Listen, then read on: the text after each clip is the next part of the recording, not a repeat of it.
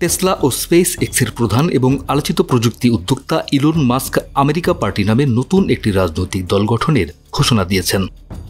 তার এই দল গঠনের ঘোষণাকে হাস্যকর বলেছেন মার্কিন প্রেসিডেন্ট ডোনাল্ড ট্রাম্প। স্থানীয় সময় রবিবার ট্রাম্প নিউ জার্সির মরিস টাউনে অবস্থিত গলফ ক্লাব থেকে ওয়াশিংটনে ফেরার পথে সাংবাদিকদের এক প্রশ্নের জবাবে এই মন্তব্য করেন। ট্রাম্প বলেন, তৃতীয় একটি রাজনৈতিক দল গঠনের চিন্তা হাস্যকর। রিপাবলিকান পার্টির সঙ্গে আমরা দারুণ সাফল্য পেয়েছি, ডেমোক্রেটরা পথ হারিয়েছে, কিন্তু আমেরিকার রাজনীতি সবসময়ই দুই দলীয় ছিল। তৃতীয় দল কেবল বিভ্রান্তি বাড়ায়। বান্ডেল থাকলে প্রতি সেনমানিতে টাকা বাঁচবে। বিকাশ সেনমানি বান্ডেল কিনে জিতুন প্রতি লেনদেনে। তিনি আরও বলেন, আমার মনে হয় এই দেশের কাঠামো দুই দলকে কেন্দ্র করেই তৈরি হয়েছে। তৃতীয় দল কখনোই কাজ করেনি। মাস্ক মজা করতে পারে, কিন্তু আমার দৃষ্টিতে এটা হাস্যকর। এ বক্তব্য দেওয়ার কিছুক্ষণের মধ্যেই ট্রাম্প তার ট্রুথ সোশ্যাল প্ল্যাটফর্মে আরও একটি মন্তব্য করেন। তিনি লেখেন, গত 5 সপ্তাহে ইলন মাস্ক পুরোপুরি নিয়ন্ত্রণহীন হয়ে পড়েছে। সে এখন একেবারেই একটি রেল দুর্ঘটনার মতো। গত শুক্রবার বহুল আলোচিত বিগ বিউটিফুল বিল নামে পরিচিত কর ছাড় ও ব্যয় বৃদ্ধির বিলকে আইনে পরিণত করেন ট্রাম্প।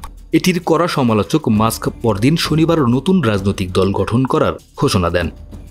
দক্ষিণ আফ্রিকায় জন্ম নেওয়া মাস্ক 2002 সালে মার্কিন নাগরিকত্ব গ্রহণ করলেও জন্মসূত্রে আমেরিকান না হওয়ায় তিনি কখনোই প্রেসিডেন্ট পদে প্রার্থী হতে পারবেন না। বিশ্লেষকরা মনে করছেন, প্রেসিডেন্ট পদে প্রার্থী না হলেও ইলন মাস্ক যুক্তরাষ্ট্রের 2 দলীয় ব্যবস্থায় বড় ধরনের চ্যালেঞ্জ তৈরি করতে পারেন, কারণ যুক্তরাষ্ট্রের অনেক আসনে ভোটের ব্যবধান খুব কম। সেক্ষেত্রে তৃতীয় শক্তি হিসেবে মাস্কের দল হতে পারে কিংমেকার। ট্রাম্প ও মাস্ক একসময় ঘনিষ্ঠ মিত্র ছিলেন। 2024 সালের মার্কিন প্রেসিডেন্ট নির্বাচনে ট্রাম্পকে জয়ী হতে সহায়তা করেন মাস্ক। তিনি ট্রাম্পের নির্বাচনী প্রচারাভিযানে বড় অঙ্কের অনুদান দেন।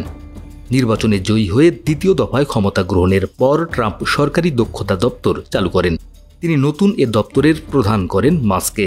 এ দপ্তরের কাজ সরকারি ব্যয় কমাতে সহায়তা করা। 130 দিনের ম্যান্ডেট নিয়ে এ দায়িত্বে এসেছিলেন মাস্ক। ট্রাম্পের সঙ্গে মতবিরোধের জেরে শেষ পর্যন্ত প্রশাসন থেকে মাস্ক সরে যান। পরবর্তী সময়ে দুজনের মধ্যে বিরোধ আরও তীব্র হয়। ডেস্ক রিপোর্ট, আমাদের সময়।